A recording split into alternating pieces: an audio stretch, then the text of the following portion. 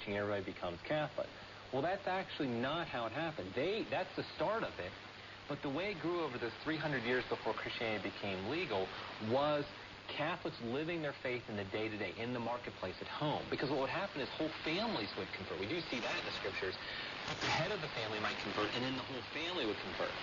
And then you'd also see then they would share their faith in their lives, and so more and more they would live their faith, they would take care of the sick and the ill, and they would do things differently than society. They were countercultural.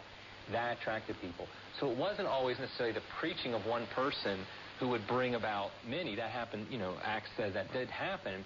But over that time frame of those 300 years, especially when the church grew from a handful of people to taking over the empire 300 years later, that was happened through, like the leaven. We talk about the leaven. It happened slowly over time, but it was individuals talking to their family, their friends, their relatives.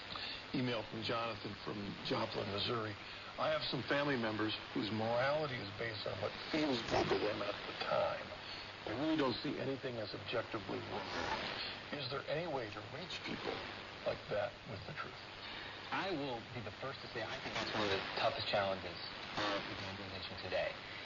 100 years ago, when you're a Catholic and you're defending your faith, you're defending it against a Protestant who's rejecting maybe the papacy, that Peter was the first pope. Maybe you're arguing against an atheist talking about the existence of God.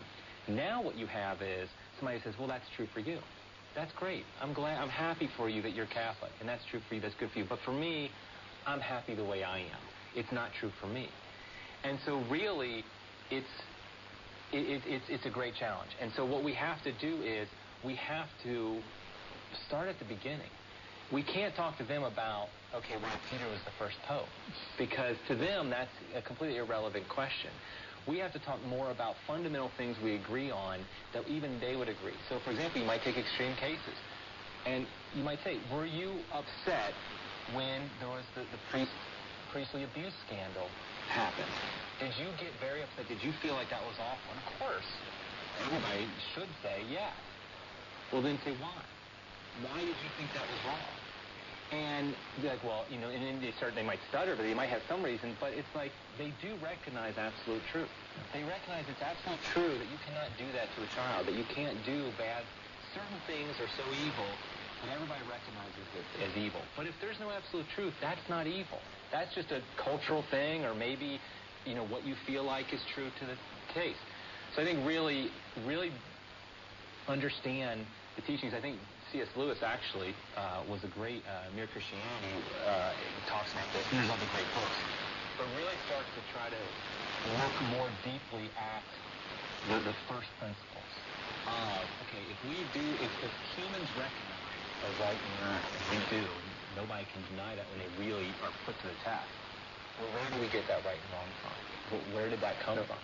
Yeah. So I think that that's kind of where you start. In fact, a lot of folk that I've heard express themselves on television and such, when they look at the scandal like that, what almost mostly bothers them is the hypocrisy. They said one thing, they did something else. They're not agree one way or the other whether the issue was wrong or what was wrong was they said this and I did that. But still, why is that wrong? Right, exactly. Why is hypocrisy wrong? Yeah. Why can't I just say one thing and do another? But you're right, hypocrisy is a great one because that is the number one complaint about us as Catholics. And, let's be honest, we are hypocrites. We do say certain things in our lives, we don't always fulfill them. But the idea is, why is even hypocrisy wrong? Eric, I hate to end on that note, but thank you so much for joining us on the journey home. We'll talk to you again soon. God bless you all. Thank you for joining us on this episode of The Journey Home.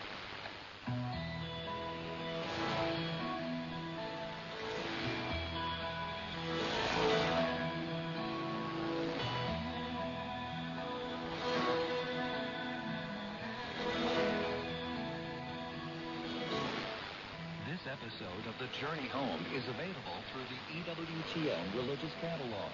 To order your copy, call 1-800-854-6316 or log on to EWTNReligiousCatalog.com. When calling, ask for item JHD320 for DVDs and JHC320 for audio CDs.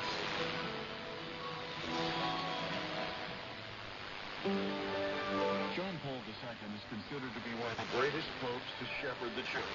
Join Father Benedict as he welcomes Catholic author David Kane to the show. They'll discuss the great mercy that John Paul II ministered during his pontificate. That's on the next Sunday Night Prime, only on EWTN. Hi, this is Patrick Madrid. Thanks for listening to the EWTN Global Catholic Radio Network. Welcome to A Moment of Light with Suzanne Fowler, mother of 7 and founder of the Light Way. Hello, precious child of God. May 1st is the feast of St. Joseph the Worker. Pope Pius XII instituted the feast day of St. Joseph the Worker in 1955 because the communists had co-opted May Day to honor laborers in Marxist countries and promote the communist ideal that work is an end to itself. Pope Pius XII took the opportunity in declaring the feast of St. Joseph the Worker to point out the difference between the Christian view of work and the communist view. The Church views work as a continuing expression of the gifts of the human person. Work is never to be separated from God in the Christian view. In communist societies, work is not united to God because God is not allowed to exist. St. Joseph is an excellent example of a steadfast, loyal, and loving worker. He works in the way the majority of us work, in a hidden way. St. Joseph reminds us to unite our work with Jesus Christ. This glorifies our work and also gives it redemptive power. Teach your families when they work to glorify God first.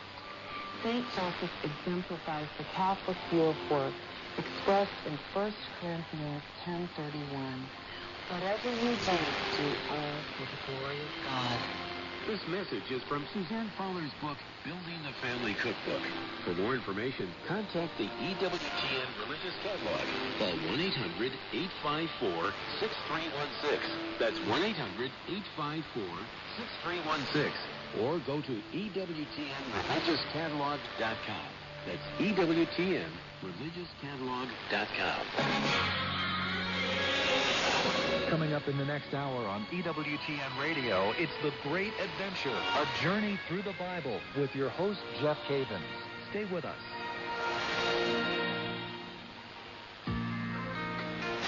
Is the EWTN Global Catholic Radio Network. WEWN, Birmingham, Alabama, USA. This hour broadcasting on 11520 kilohertz. Welcome to Spirit of Stewardship. Jeremy Belsky is your host for real-life stories, encouragement, and ideas to enhance your own gifts of work, wealth, and wisdom in response to God's blessings for you. I'm Jeremy Belsky, and today's topic is From Selfish to Unselfish, Sharing Time with Others. When the topic of stewardship is mentioned, I understand that it's our Christian responsibility to share our resources with others. What some might not fully comprehend is the importance of sharing our time with others or causes near and dear to our heart. With whom do you enjoy sharing time? Have you given thought as to how you might be more generous with your time? I know a young man who volunteered his time at a retirement home. He assisted a 92-year-old lady by writing letters to her family members. Initially, this might not seem so important until you know that the woman dictating the letters is blind. Writing had been one of her life passions, and to be able to continue doing this with the help of the young man brought uplifting spirits for each of them. You've heard the phrase, time is money. This is one reason why it's difficult for some people to volunteer. It forces the volunteer to be unselfish. However, being forced to do something rarely brings with it any genuineness either. Surely there must be at least one area in your life that compels you to make a difference toward humankind. If not, spend some time in prayer, for this is perhaps the best time we can get back to God, to praise and glorify, to thank, and request His favor. Finally, the book of Hebrews reminds us to be unselfish when it states in chapter 13, verse 16, do not neglect to do good and to share what you have. God is pleased by sacrifices of that kind. I'm Jeremy Belsky, your host for Spirit of Stewardship. To learn how you can better share your talents and resources, contact your local parish priest. Your level of involvement in the church now positively impacts our faith in the future. Welcome to The Great Adventure, a journey through the Bible with your host, Jeff Cavins. This exciting program helps people of all faiths understand the big picture of the Bible narrative through a series of 24 talks, each focusing on a period of God's plan of salvation. At the end of today's program, we'll tell you how you can get the full 24-week course. And now, EWTN presents The Great Adventure. Here's your host, Jeff Cavins. Welcome to our next lesson. We are